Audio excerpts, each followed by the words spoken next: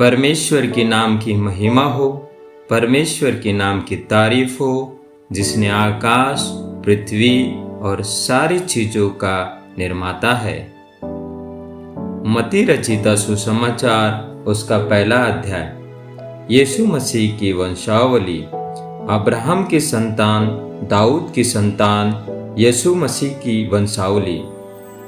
Abraham से इसहाक उत्पन्न हुआ, इसहाक से याकूब उत्पन्न हुआ, याकूब से यहूदा और उसके भाई उत्पन्न हुए, यहूदा और तामार से फरिस व जोरहा उत्पन्न हुआ, फरिस से हिस्रोन उत्पन्न हुआ और हिस्रोन से एराम उत्पन्न हुआ, एराम से अमीनादाब उत्पन्न हुआ, अमीनादाब से नहशोन और नहशोन से सलमोन उत्पन्न हुआ, सलमोन और राहब से बोआज उत्पन्न हुआ, बोआज और रुत से ओबेद उत्पन्न हुआ और ओबेद से ईशो उत्पन्न हुआ और ईशो से दाऊद राजा उत्पन्न हुआ और दाऊद से सुलेमान उस स्त्री से उत्पन्न हुआ जो पहले उरिया की पत्नी थी।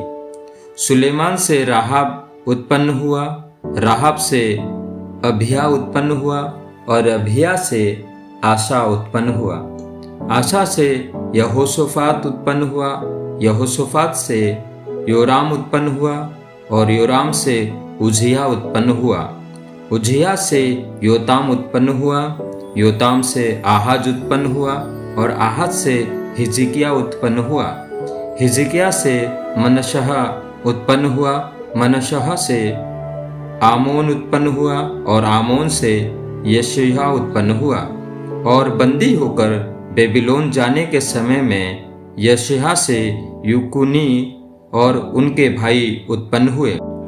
बंदी होकर बेबीलोन पहुंचाए जाने के बाद यकोन्याह से शलातियल उत्पन्न हुआ, शलातियल से जरुब्बाबेल उत्पन्न हुआ और जरुब्बाबेल से अबीहूद उत्पन्न हुआ, अबीहूद से एलाकिम उत्पन्न हुआ और एलाकिम से ओजेर उत्पन्न हुआ, ओजेर से सदोकी उत्पन्न हुआ, जरुब्बाबेल से अबीहूद उत्पन्न हुआ, अबीहूद से एलाकिम उत्पन्न हुआ और एलाकिम से ओजेर उत्पन्न हुआ, ओजेर से सदोक उत्पन्न हुआ, सदोक से अखीम उत्पन्न हुआ और अखीम से एलीहूद उत्पन्न हुआ, एलीहूद से एलियाजर उत्पन्न हुआ, एलियाजर से मतान उत्पन्न हुआ और मतान से याकूब उत्पन्न हुआ, याकूब से यूसुफ उत्पन्न हुआ जो मरियम का पति था और मरियम से यीशु मसीह कहलाता है उत्पन्न हुआ।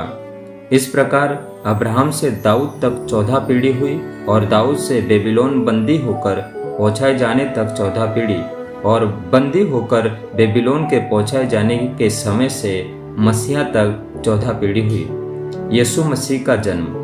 यीशु मसीह का जन्म इस प्रकार से हुआ कि जब उसकी माता मरियम की मंगनी यूसुफ के साथ हुई थी तो उनके इकट्ठा होने से पहले ही वह पवित्र आत्मा की ओर से गर्भवती पाई गई।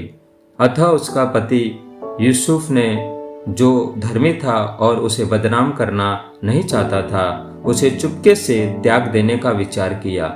जब वह इन बातों को सोच ही में था तो प्रभु का स्वर्गदूत उसे स्वप्न में दिखाई देकर कहने लगा, हे यूसुफ, दाऊद की संतान, तू अपने पत्नी मरियम को अपने यहाँ ले आने से मत डर, क्योंकि जो उसके गर्भ में है वह पवित्र आत्मा की ओर से है।